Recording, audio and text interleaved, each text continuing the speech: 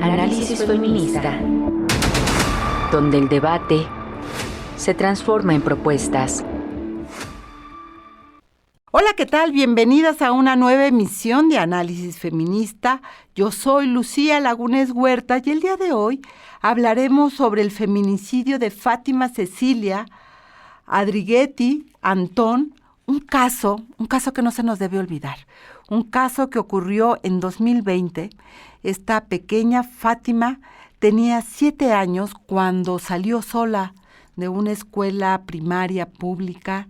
Usted recordará la imagen de Fátima caminando de la mano de una mujer que abusó de su confianza. La imagen se viralizó y el resultado de esto fue el feminicidio de Fátima. Dolorosamente, 4 años después, la justicia sigue dormida, las fiscalías siguen sin actuar de manera rápida y oportuna, y de esto vamos a estar hablando con Sonia López, quien es tía de Fátima Cecilia y también pues es una psicóloga de profesión. Y después hablaremos sobre el libro Avances y desafíos en la construcción de la agenda de género en los congresos locales en México 2018-2022, y estará con nosotros la maestra Aide Hernández García. Ella es profesora investigadora de la Universidad de Guanajuato y es quien coordina además la red de investigaciones sobre mujeres en política en México, y va a hablarnos precisamente pues en dónde estamos paradas en materia legislativa en los congresos locales. Así que les invito a que nos acompañen. Y hoy vamos a hablar de un caso de una niña que se llama Fátima Cecilia, que no debemos olvidar, como bien señala la familia de Fátima, que es necesario precisamente tenerlo en la memoria, porque su feminicidio nos recuerda la enorme deuda que el Estado mexicano tiene con todas las mujeres de este país, de mujeres que pueden transitar por nuestro territorio y que se topan con la violencia. Pero sobre todo, la ausencia de acciones concretas para garantizar el derecho superior de la infancia, como dicen las normas internacionales, que no es otra cosa más que garantizar que niñas y niños, pero en este caso que las niñas puedan ser felices, puedan vivir en entornos seguros, y para ello el Estado tiene que tomar acciones. Ustedes recordarán el caso de Fátima, de esta pequeña de 7 años, que pues se volvió un tema nodal no solamente en México, sino a nivel internacional. Esta imagen de una niña caminando de la mano de una mujer, que pues es una imagen que se viralizó porque precisamente, pues se estaba buscando a Fátima y no se sabía dónde estaba. Agradezco muchísimo a Sonia López que esté aquí con nosotras. Ella es tía de Fátima, además de ser psicóloga, pero sobre todo es tía de Fátima. Sonia, bienvenida. Gracias por tu confianza y por estar en el programa el día de hoy. Hola, ¿qué tal, Lucía? Muchas gracias por la invitación y por permitirme este espacio para poderle dar voz a nuestra pequeñita Fati. Pues, a ver, cuéntanos qué está pasando. Ustedes emitieron en días pasados una comunicación pública de un juicio que se tiene que reponer. Cuéntanos en qué momento se está el día de hoy el caso, el feminicidio, el juicio por feminicidio de Fátima. Pues mira, ha sido un proceso sumamente largo para nosotros el poder buscar justicia. El feminicidio de Fati ocurre en el 2020, se da pues la etapa de investigación como corresponde y demás. Sin embargo, pues estas personas que cometieron este delito, que hasta el momento son presuntos culpables, pues meten estos amparos, ¿no? Posteriormente, y estos amparos se llevan demasiado tiempo. tanto que son diversos estos amparos y tardamos 4 años para poder iniciar la etapa de juicio oral. Todo ese tiempo fue el que nos llevó poder iniciar este juicio. Ello debido a que Giovanna, quien ahorita es presunta culpable del feminicidio de Fati, eh, pues se vio respaldada por una abogada de nombre Carla Michelle Salas en ese momento. Esta mujer pues puso todos estos amparos como parte de una defensa privada y eso fue lo que hizo que tardáramos 4 años en que se iniciara el juicio. Una vez que se inicia este juicio y se lleva a cabo todo el proceso durante 10 meses, nos vemos en la terrible situación de pues una nulificación de este juicio. Nos informan que el juicio se convierte en nulo, se declara nulo debido a que la jueza tiene una situación médica y por lo tanto no podrá continuar con este proceso, ¿no? Lo que Y nos es, lleva a que nos den un nuevo juez y a reponer todo el juicio. o sea, 4 años que tuvieron que esperar para iniciar un juicio, eh, es como si no hubiera pasado nada y vuelven a iniciar. Exacto. Estos amparos que fueron haciendo tan largo el proceso para iniciar el juicio, ¿de qué se amparaban, mi querida Sonia? ¿Cuál era el lead del asunto? Pues lo que siempre se utiliza, ¿no? Elementos para dilatar los procesos, argumentar violación a derechos humanos, lo cual no ocurrió, querer separar el juicio entre Mario y Giovanna diciendo que había responsabilidades distintas, situaciones que no son ameritables a esta situación, ¿no? O sea, algo que no se puede defender. No hubo violaciones a sus derechos humanos, fuimos muy cuidadosos en que se respetaran todos los protocolos, todos los derechos, entonces, pues evidentemente eso generó que ninguno de estos amparos les fuera otorgado, ¿no? Eh, a ver, desaparece Fati. Recuérdanos a la audiencia qué es lo que ocurre con Fátima, por qué Giovanna, por qué se entrega a Fátima a otra persona que no es su familia. ¿Qué pasa? Recuerda qué pasó. Hay muchas lagunas en todo el proceso todavía en ese sentido, y déjame decirte porque ella desaparece el 11 de febrero de 2020. Para ese momento, pues nosotros obviamente contactamos al área educativa, que pues los maestros de la escuela, a las autoridades, etcétera. Sin embargo, existieron muchas negligencias o omisiones. Hasta la fecha, no se ha llevado un juicio como tal en contra de las autoridades escolares. Y esto es algo que a nosotros nos genera muchísimo malestar, porque ellos a nosotros nos dieron una versión como familiares y posteriormente salieron a dar dos versiones diferentes a medios de comunicación, ¿Qué ¿no? les dijeron a ustedes y cuál fue la versión que se dio en medios? En algún momento llegaron a decir que ellos no tenían idea de lo que había pasado con Fati, que no sabían ninguna situación relacionada a ella. ¿Y a Simplemente había ustedes qué les desaparecido. dijeron? Justamente una línea muy cercana a eso, ¿no? Que no sabían, ¿no? Posteriormente salen a referir en medios de comunicación que sí, que ellos habían visto que se había ido con esta mujer de la mano y que sin embargo pues no les parecía como incorrecto hacerlo debido a que Fátima la había reconocido, Pero es siendo una una menor de niña de 7 años. 7 años, ¿no? Es Exactamente. decir, cómo sale de la escuela una pequeñita de 7 años, eh, que no garantiza la escuela que quien, no sé, que se vaya sola, no sé si los papás informaron, ya se puede ir, vivimos a 2 cuadras. Es No. decir, ese entorno de seguridad del cual tendría que garantizar las autoridades escolares de que esta pequeña Fati, pero de cualquiera, Ujú. cualquier niña podría haber ocurrido exactamente lo mismo si no hay una garantía, uno de que no pueden salir solas. Es una Ujú. niña de 7 años que en Exactamente. una ciudad como la Ciudad de México, pues no puede caminar sola a veces, mucho menos subir en el transporte, es una pequeñita. Así Cómo es. es que sale de la escuela sola? Esa es la misma pregunta que nosotros nos hacemos, porque si eso no hubiera ocurrido, hoy no estaríamos exigiendo justicia para Fátima. Desde ahí se cometieron las primeras negligencias y omisiones. Y además es terrible porque es una situación que se prometió se iba a investigar a profundidad y se iba a llegar a las últimas consecuencias y a la fecha no ha ocurrido.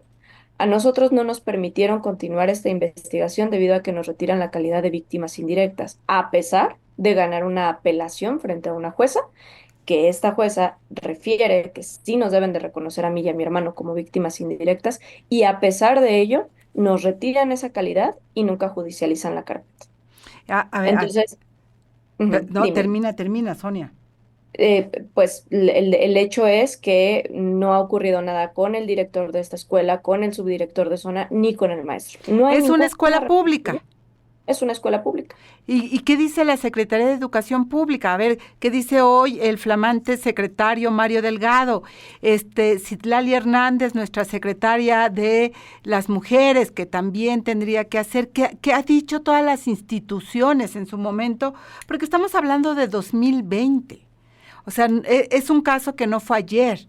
Es un Ujú, caso que tiene 4 años, que se ujú. volvió un debate público por precisamente, pues por lo que implica siempre el asesinato de mujeres y en este caso de una pequeña de 7 años. El feminicidio de Fátima es lo que nos convierte a la sociedad, digamos, en cuestionar qué está pasando. Entonces, la SEP se lavó las manos, no ha tenido más comunicación con ustedes. Nunca llegó esa investigación a nuestras manos, a pesar de que fuimos las personas que denunciamos, a pesar de que hemos sido los únicos que hemos dado seguimiento a todo lo que ha ocurrido con Fátima. A nosotros nos quitan la calidad como víctimas indirectas, tanto en la carpeta de los maestros, tanto en la carpeta de servidores públicos, que fueron los segundos en cometer estas omisiones y negligencias. Lo único a lo que pudimos acceder en ese momento, en esa carpeta de servidores públicos, es decir, PDIs y MPs que no cumplieron con su responsabilidad, fue una disculpa pública en la que ni siquiera se presentaron los altos mandos y quienes tenían la responsabilidad de haber enfrentado esta situación. Lo tuvimos que hacer en la calle, en un espacio nuestro, y eso fue todo. Y ni siquiera se presentaron estos altos mandos que tenían la obligación de hacerlo, conforme a lo marca el protocolo de la CNDH. Ahora que hablas de la CNDH, ¿cuál ha sido la acción de la Comisión Nacional que acaba de ratificar a su presidenta? Pues mira, nosotros metimos diversas quejas por estos diversos asuntos y nunca se nos otorgó el seguimiento o pues algún tipo de recomendación en ninguno de estos casos, ¿En ninguno. algún momento, Sonia, pudieron hablar con las autoridades de la SEP, con las autoridades de la CNDH?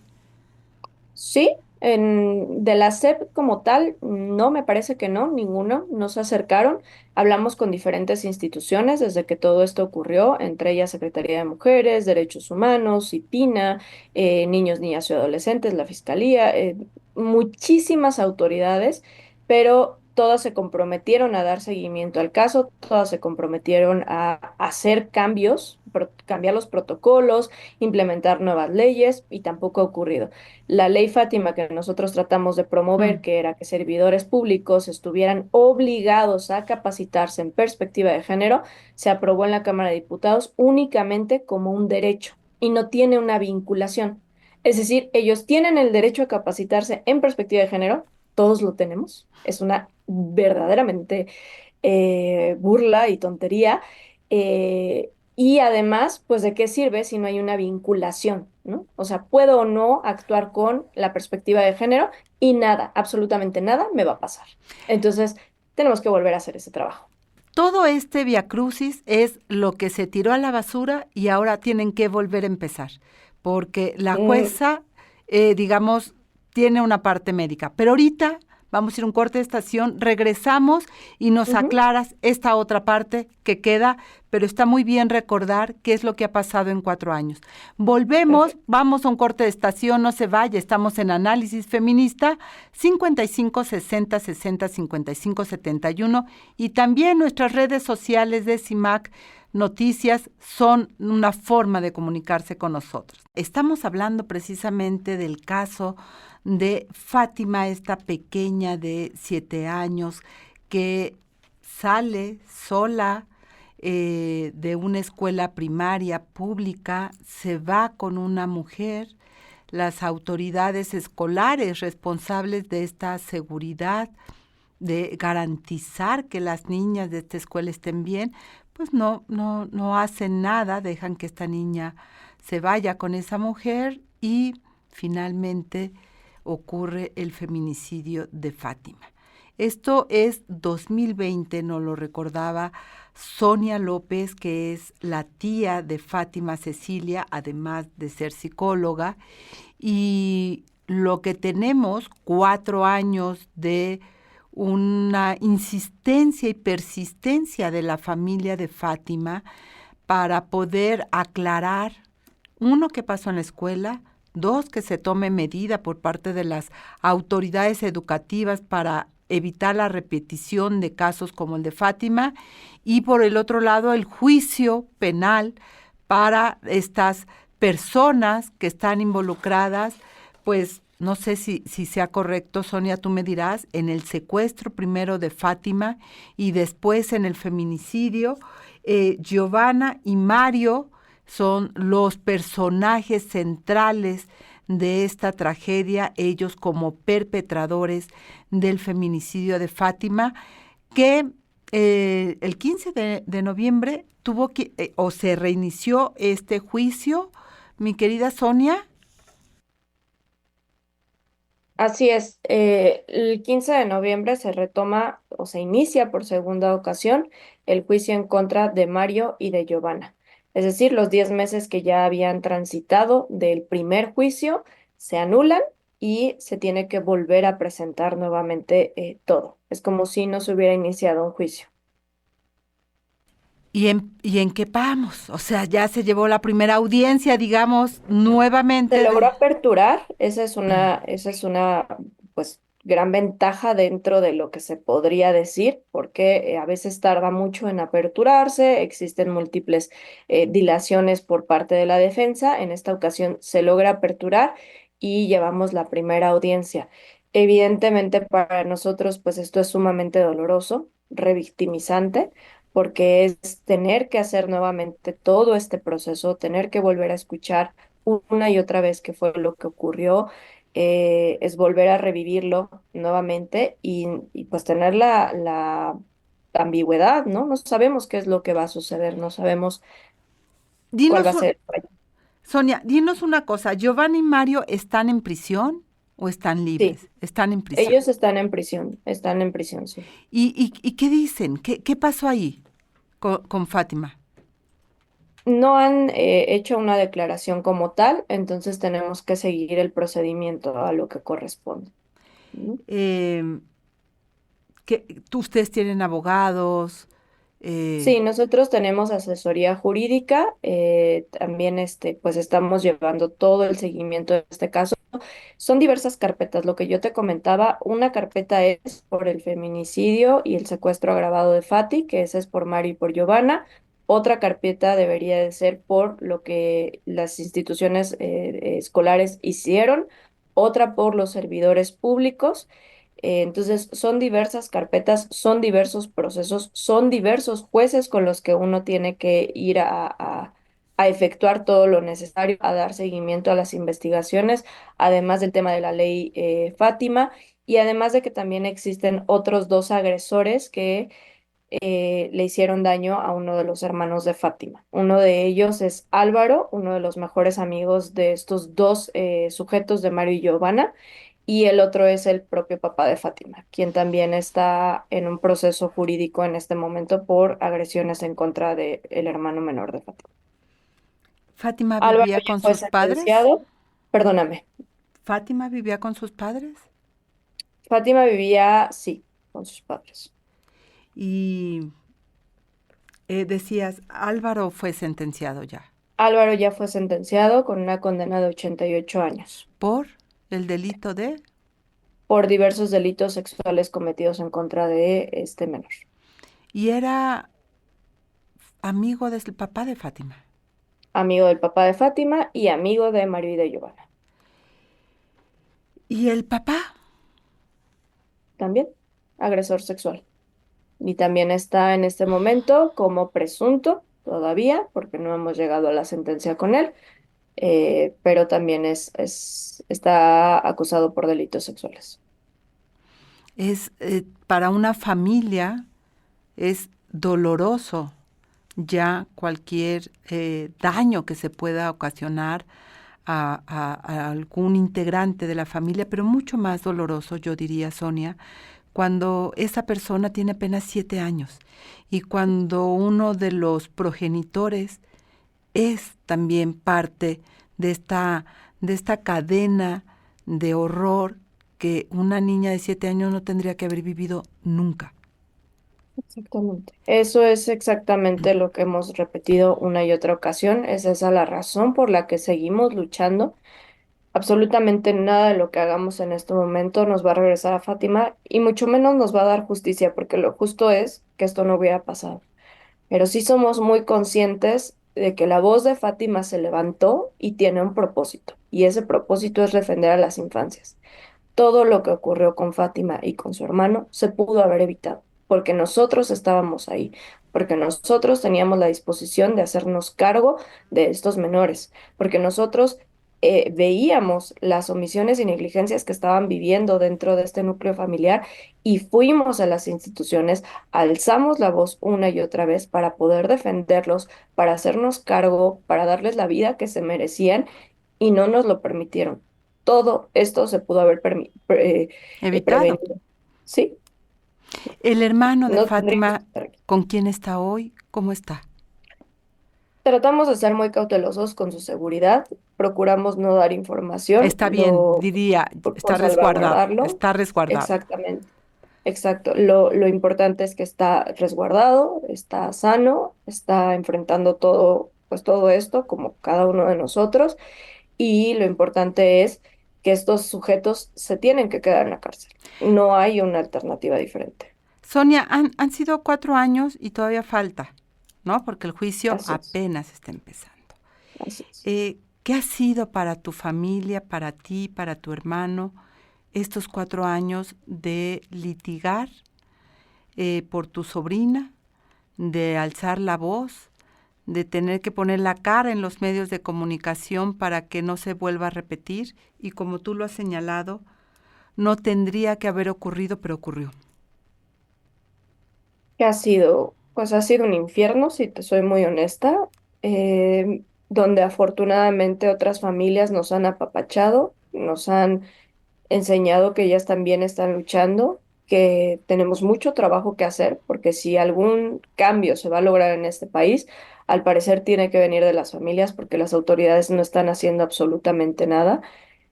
Tenemos mucho camino que recorrer. Necesitamos que la sociedad se haga consciente de lo que está ocurriendo y de la gravedad del México feminicida en el que estamos viviendo. No podemos hacer el trabajo solos. Duele, duele todos los días y aún así nos levantamos y aún así tratamos de hacer un camino diferente para todas y cada una de las personas que están en México y sobre todo para la niñez que está tan desprotegida.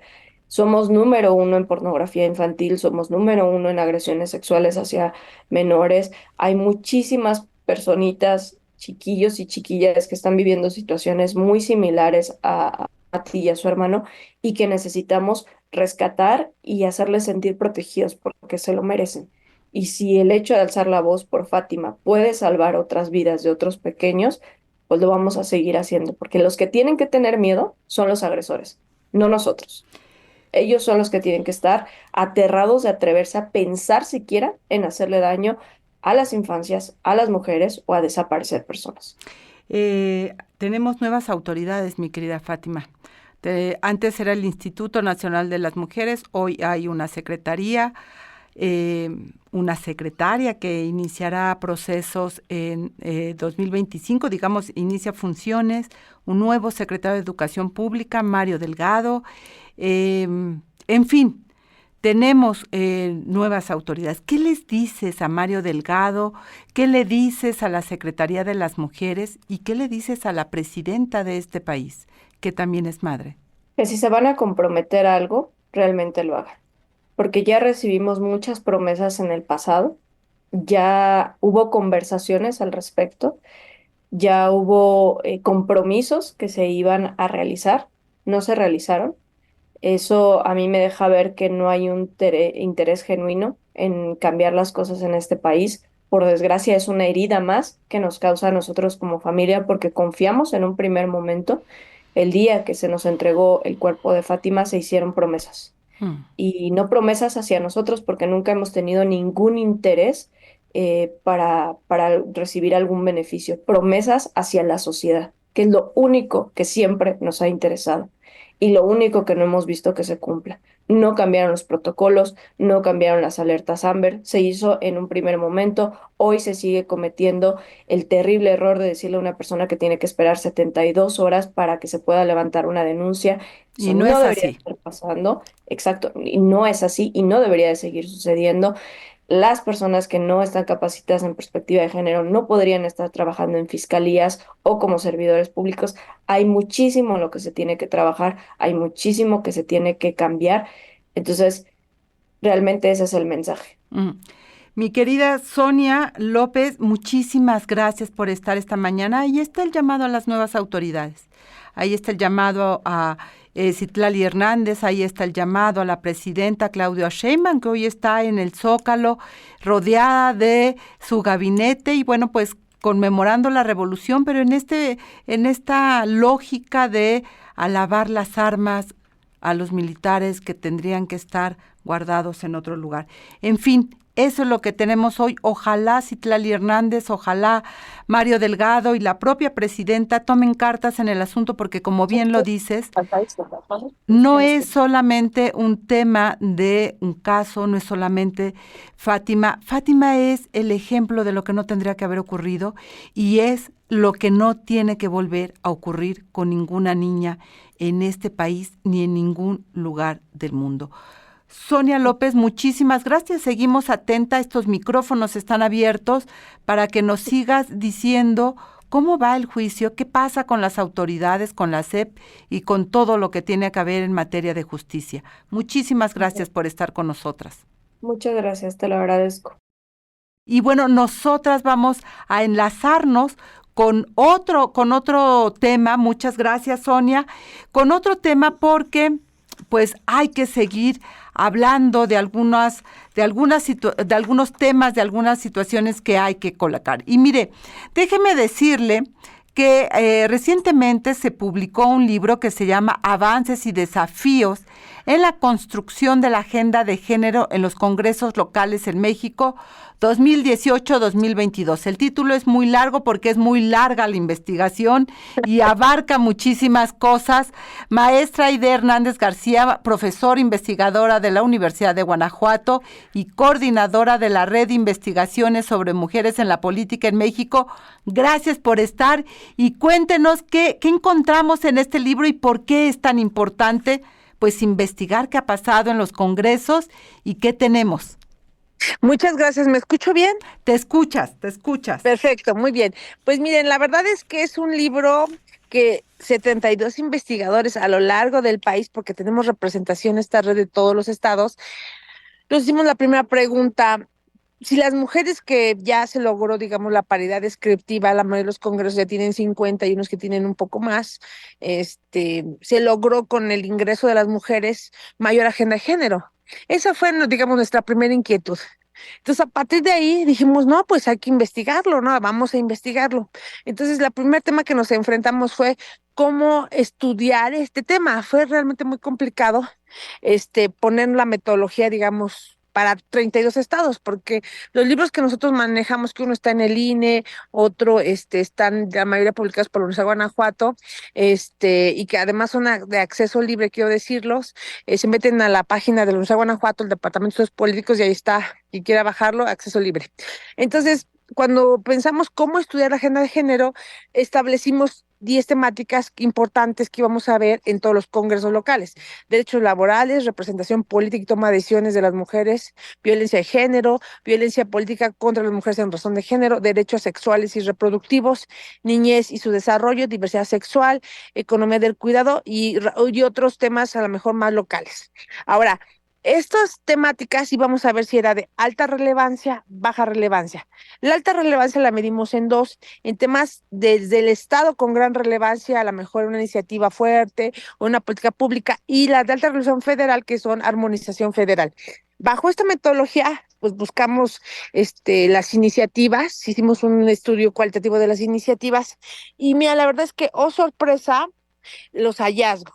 Número uno, este tema de que las mujeres somos sororas y bueno, vamos a unirnos así como estilo, decía Carlos Marx, ¿no? Unámonos toda la clase obrera. En el caso de las mujeres es muy complicado pensar en la unión de, pues en este caso todas las diputadas. ¿Por qué? Porque hay una gran disciplina partidaria. Un tema que seguimos encontrando ya en varios libros es cómo los hombres siguen teniendo o estando en los espacios de poder más importantes, juntas de coordinación política, son los coordinadores de los grupos parlamentarios, son los que dirigen los partidos políticos. Por ende, las mujeres que llegan tampoco es que llegan con vamos, libres en la agenda que ellas quieran, o sea, tienen que responder a agendas de sus partidos políticos. Entonces, digamos, las mujeres para pelear que quieran subir un tema agenda de género es complicado, no imposible, pero digamos, no es fácil. Fácil, Entonces, no la tienen fácil. No la tienen fácil, ¿no? Porque digo, además, digamos, hablamos de la discriminación que tienen como mujeres, a veces también, pues que no se sienten tan capaces algunas diputadas, la falta de sororidad, muchas cosas. Agrégale a eso la disciplina partidaria y los intereses partidistas. Entonces, sí, no la tienen fácil.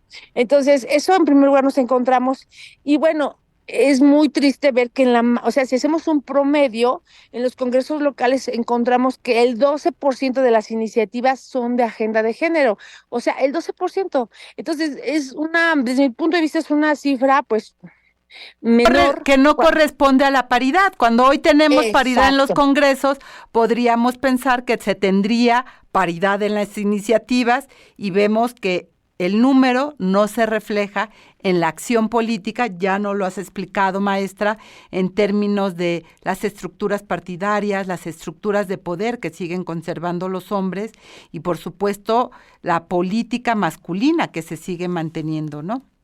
Exacto. Entonces ese, digamos, fue otro hallazgo importante. Ahora, otra cosa que encontramos que la verdad sí nos llamó mucho la atención, y digo, en parte, pues, bueno, sí nos llamó la atención y no. ¿Por qué? Porque miren, la mayoría de la agenda de género que se aprobó en los congresos locales fue una armonización federal. Eso también nos llamó mucho la atención porque entonces las diputadas federales, perdón, locales, están pues nada más armonizando lo que les llega de la federación y no están trabajando como en transformar sus entornos. Ese es un tema bien interesante. Entonces, luego, la otra cosa también interesante que encontramos, sí, Déjame detenerme. Hablas de la armonización federal. ¿En qué temas? ahí voy, principalmente en violencia política contra las mujeres en razón de género, representación política y toma de decisiones de las mujeres y violencia de género, ¿no?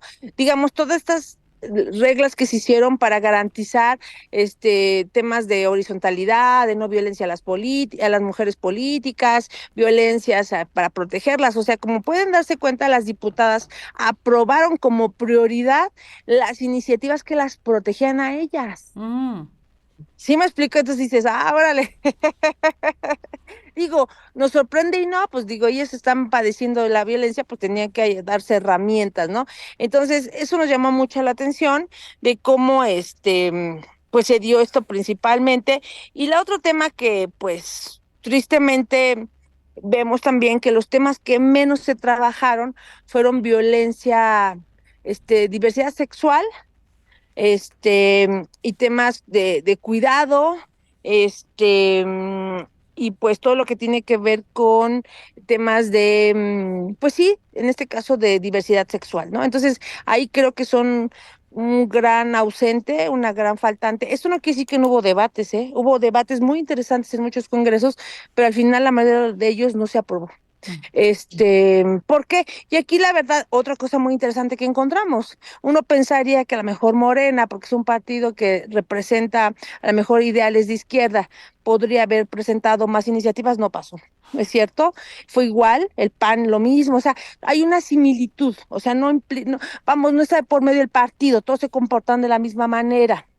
¿Y por qué esto? La pregunta, yo creo que nos tenemos que vivir como una cultura muy tradicional en México, una cultura patriarcal, y esta se encuentra en todos los partidos. Sí, claro. Entonces, Entonces aquí pensar que Morena va a ser un partido que va a llevar a un crecimiento de la agenda de género no pasó, o que el PAN es peor que el PAN en temas, ¿no? Porque es más conservador, tampoco pasó.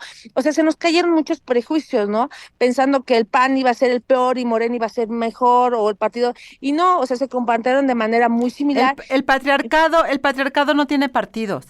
Exacto, Está en todos lados. exacto, A ver, mi exacto. querida Aide, sin duda esto que nos estás compartiendo y de lo cual hablas, bueno, pues las investigaciones de 72 personas académicas, pues no es cualquier cosa, ¿eh? Tiene su chiste. Eh, Vamos a hacer un poco de futuro, si te parece.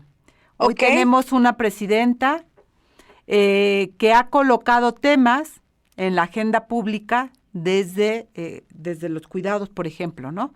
O mujeres, la responsabilidad que hemos tenido las mujeres en estas tareas del cuidado. Y hay una frase que se ha estado repitiendo, llegamos todas, es tiempo de mujeres, que suena muy bien, ¿no? Y que cuando uno sale, sobre todo hacia afuera, pues dice, no, wow, México ya tiene la revolución feminista que nadie ha conseguido. Siguiendo la línea de tu investigación, es decir, todos los partidos son patriarcales, ¿no? La agenda de los derechos humanos de las mujeres no es prioridad. Las diputadas, aun cuando sean paridad, no lo tienen fácil porque no están en las estructuras del poder. Esas estructuras las siguen manteniendo ellos, nada más hay que echarle un ojo a la Junta de Coordinación Política para ver quiénes mandan, porque sigue siendo así. Aún con todo esto, donde además lo que se ha priorizado en la agenda de las entidades federativas legislativas, pues es aquellas acciones de armonización federal, como tú lo señalas, pero que además las beneficia directamente a las políticas, digamos, en activo. ¿Qué crees que va a pasar en esta legislatura que tenemos gobernadoras, presidenta, un discurso que diríamos feminista? ¿Crees que eso impacte en los congresos? mira, aquí lo que tocas es un tema súper relevante. ¿Por qué? Porque tú sabes que Morena, si no me equivoco, tiene ya 23 estados considerando a la coalición, al PT y al Partido Verde.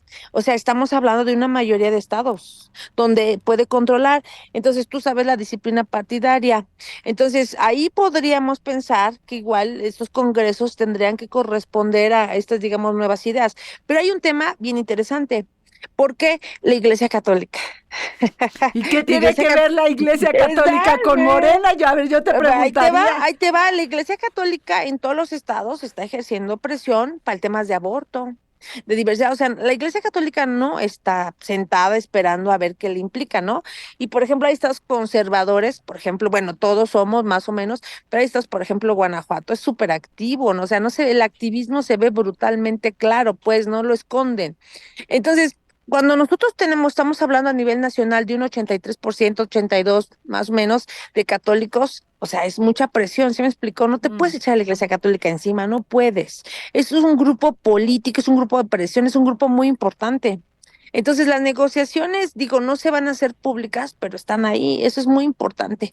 Ahora, también, Morena, digo, insisto, a veces uno pensaría que las diputadas que están ahí, pues son como todas, son a lo mejor corresponden al discurso de Claudia, y tampoco, como tú bien lo dices, o sea, la mayoría de la cultura patriarcal está entre los partidos y a nivel local se juegan otros temas. Entonces, todo va a depender, digamos, también a nivel estatal, cómo se dé esta cultura tan tradicional que cada estado va defendiendo en temas de diversidad, en temas de cuidado, son temas muy importantes, son temas que diga, se está presionando, pero no se ha logrado. Entonces, yo sí creo que esto va a ayudar un poquito, pero vamos a ver cómo los demás grupos. Ahora, también ha sido muy importante, y quiero destacar, el tema de los grupos feministas, grupos sí, sí, feministas, activistas, en la presión a estos temas. Eso también va a ser muy importante. Entonces, yo sí creo que habría que que ir, en este caso, cada estado analizándolo, porque hay estados que sí no creo que pase, el caso de Guanajuato, Por ejemplo, tu por estado. ejemplo, exacto, pero hay otros casos como por ejemplo el norte, que es mucho más abierto, ha peleado más, y a lo mejor se pueden dar cosas interesantes. Entonces yo sí creo que esto va a ir avanzando muy lentamente, pero va a ir avanzando, y yo creo que el que tengamos una presidenta, el que tengas un discurso diferente, creo que va a ayudar. Aide, tú dices, la Iglesia Católica está haciendo lobby político para detener temas que a ella le interesa, entre ellos el aborto. Sin embargo, Aide, lo que hemos visto es un avance en las entidades federativas de la despenalización del aborto. Lo que ocurrió en la Ciudad de México me parece que es un ejemplo clave de estas negociaciones que tú has señalado, que no son públicas, pero que están ahí. No pasó la despenalización del aborto en la Ciudad de México. Se detuvo. Morena dijo, ay, bueno, sí, espérenme tantito, lo vamos a examinar. No dijo no, no dijo no. Dijo, espérenme tantito, creo que nos estamos acelerando, Exacto. y metió freno de mano, yo diría, ¿no? Es como cuando tú vas y no, el freno suficiente del auto común y corriente no te sirve, sí que pones freno de mano. En estos 6 años del morenismo a nivel federal y a nivel de las entidades, pues vimos despenalizar varias entidades federativas el aborto. La Marea Verde muy contenta por ello y parecía que entonces íbamos, pero sin freno, ¿verdad? Y que lo ponen en la Ciudad de México. Hay entidades que todavía no han resuelto el tema, Guanajuato, pero ni siquiera lo está discutiendo, y hay otras que están pendientes. En esta revisión en un país laico, hay que recordar, México es un país laico, el papel de la Iglesia, pese a todo, sigue pesando. Claro, y más en estos temas de diversidad sexual y derechos sexuales y reproductivos. Es un tema donde la iglesia presionará eternamente. E insisto, pero yo sí creo, y lo digo honestamente, que todas estas luchas han sido dedicadas a las feministas. O sea, la verdad es que ha sido una lucha por años. Y mira, yo digo, el que Peña Nieto haya dado la paridad no fue porque un día se levantó y dijo, ay, No, voy a claro darle que la no. paridad, claro que no. O sea, tiene que ver La con derechos pelearon. eternamente, sí me explicó. Entonces, derechos internacionales, peleas. Entonces, mira, yo sí creo que las feministas, y yo me considero también, igual que pues ustedes muchas, somos aguerridas tercas. Entonces, esa terquedad va a llevar a que tarde que temprano esto pase. Entonces, yo sí creo que Claudia no se puede mover, no se puede echar a todo mundo porque pues el país se le cae, ¿sí me explicó? Pero sí creo que puede ir negociando poco a poco y las feministas presionando. Entonces yo sí creo, insisto, que esto va a ir cambiando poco a poco y luego se va a lograr esas leyes, pero de ahí a que se ejecuten ese es otro tema, ¿verdad? No, Pero por lo bueno. menos las leyes ya van a estar, pero es un tema lento. Pero lo más fuerte aquí, que insisto, es que las diputadas están peleando. Las diputadas están preocupadas por la disciplina partidaria, porque quieren brincar a otro puesto, porque, ¿sí me explico? Claro, Entonces pero no va. porque, perdóname que te interrumpa, mi querida Aide, pero no la han tenido fácil. Las Sí, indisciplinadas tampoco. partidarias las son castigadas de una manera brutal. Y lo Claro. vimos en este proceso electoral, donde mujeres con trayectoria feminista de larga data pues fueron simplemente hechas a un lado, porque volviendo a esta lógica de que el patriarcado está en todos los partidos políticos y en toda nuestra vida, todavía no se ha radicalizado, quieren mujeres disciplinadas, quieren Claro, por mujeres eso, que no les brinquen, por supuesto, pues cómo no. claro. Claro, por eso mismo, insisto, va a ser muy difícil, porque tú estás más preocupada en que no me corran, en que no me quiten, en que me pongan, y dices, bueno, pues poco a poquito, ¿sí me explicó? No me No. conviene. Entonces, por eso esto no puede ser como una ola transformadora, sino va a ser muy lento, y donde van a entrar los intereses de las mujeres, los deseos de las feministas, los intereses con la religión católica, con la cultura, porque también la mayoría de los mexicanos son católicos, tampoco van a ver bien estos cambios de repente, ¿sí me explico? Y los partidos viven del voto. Entonces, son muchas cosas las que presionan para que no haya este cambio radical. Y como tú bien dices, o sea, parte de esta cultura patriarcal, pues ha sido la lucha en la política, que se han logrado muchas cosas, pero que esto es tema de otra plática. Las mujeres también les ha costado mucho llegar a donde han llegado, aunque sean las hijas, novias, amigas, esposas de los políticos, porque hoy No, en bueno. día los partidos están poniendo a quien quieren, punto. Totalmente, porque no tienen de otra, tienen la ley encima y está muy bien que la tengan. Sin eso no hubiéramos tenido los congresos paritarios que tenemos, sin eso no tendríamos las gobernadoras que hoy tenemos, sin eso no tendríamos incluso la presidenta que hoy tenemos, porque todo lo que hoy tenemos es producto de esa lucha, larga lucha del feminismo, no solamente en México, sino en todo nuestro país. Aide Hernández García, pues ya no lo has dicho, el libro está abierto, se le puede descargar, ojalá las diputadas lo lean, o al menos los asesores, porque eso me parece que es muy importante, porque es tener claro el piso en el cual estamos paradas hoy en día, sobre todo quienes son legisladoras, para poder hacer la agenda que se necesita, pensando precisamente en las ciudadanas y no en ellas mismas, porque el sistema de cuidados no las va a beneficiar a ellas tal vez directamente, pero a los millones de mujeres que están a cargo de un montón de personas que necesitan ser cuidadas y que ya lo dijo la encuesta, y ¿quién otra sino las mujeres? Así que Aide, muchísimas gracias por estar. Y bueno, cualquier cosa, ahí está la red, pues sí, de investigación de mujeres en la política a su disposición. Pues vayan avisando de estas investigaciones, de los temas que van tratando, porque de repente la academia y el periodismo están medios alejados y es necesario tejer puentes. Así que gracias por esta entrevista, mi querida Aide Hernández García. Un abrazo a todas y todos. Bye, bye. Eso fue todo en este episodio de Análisis Feminista.